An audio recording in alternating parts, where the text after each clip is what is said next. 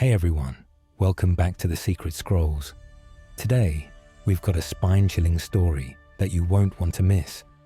A solo traveler, just like many of us, set out on a journey to the beautiful, serene forests of Kerala, India. But what she experienced there was far from peaceful. This is her personal encounter with something supernatural. So sit back, because this is one tale that'll leave you questioning everything you thought you knew about the unknown.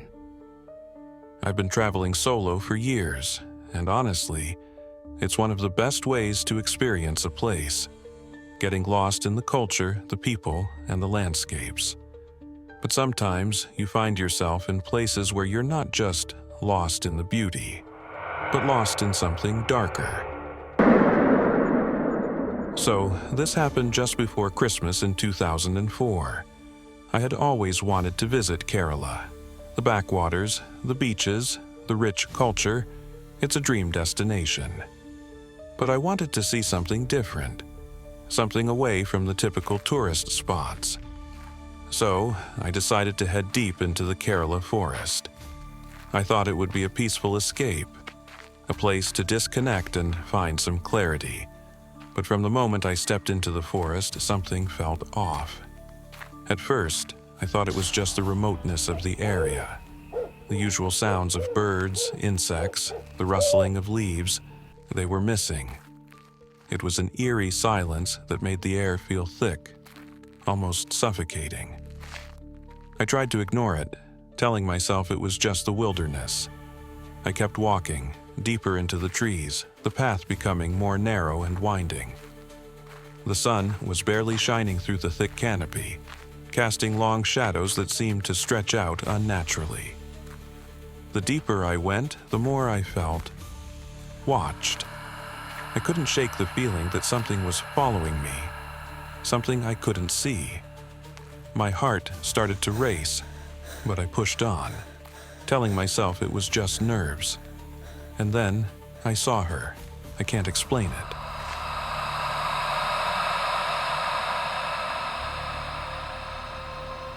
One moment the path was empty, and the next, there she was. Standing in the middle of the trail, a woman. Her clothes were ragged, her hair long and tangled, blending into the darkness of the forest. Her eyes, I'll never forget them.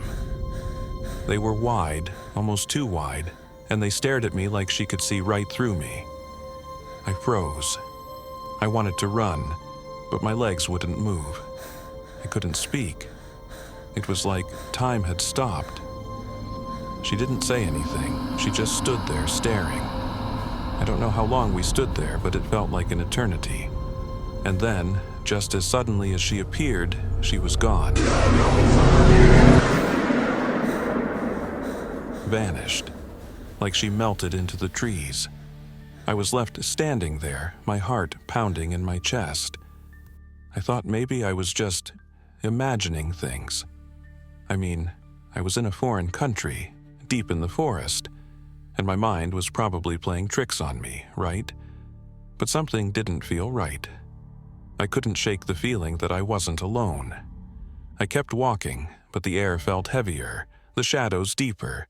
The silence was overwhelming, and then I heard it.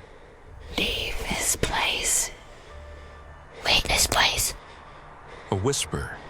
It was faint at first, like the wind was speaking to me, but then it grew louder, colder. Leave this place, the voice said. Leave.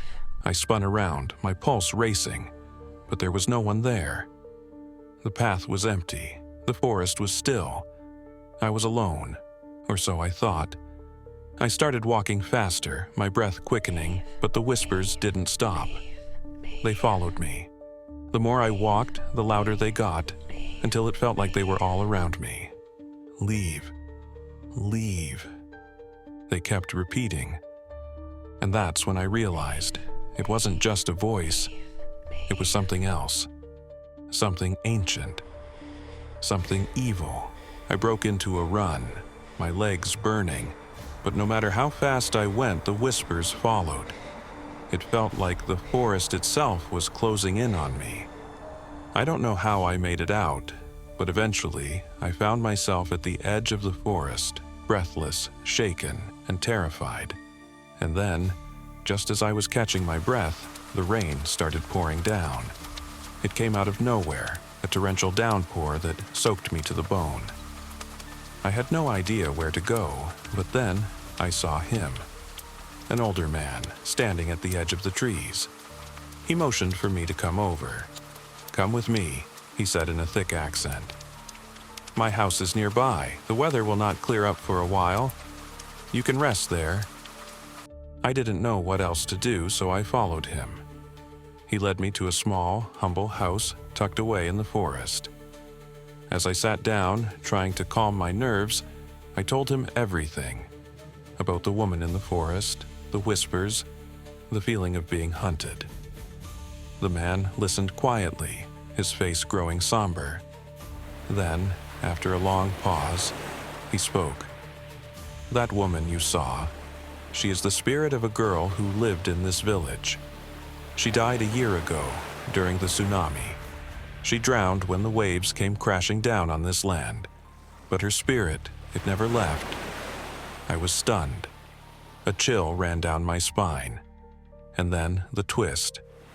The next morning, I turned on the news. December 26, 2004, the Indian Ocean tsunami. The devastation, the loss, the horror. The waves had hit Kerala hard. But as I sat there, watching the footage of the destruction, I realized something. That night, my plan was to continue my journey and spend the night camping deep in the jungle, surrounded by nature. I wanted to experience the wilderness up close. But now, when I think about it, if I had stayed there that night, it could have been the last night of my life. It suddenly dawned on me. The spirit wasn't trying to keep me in the forest.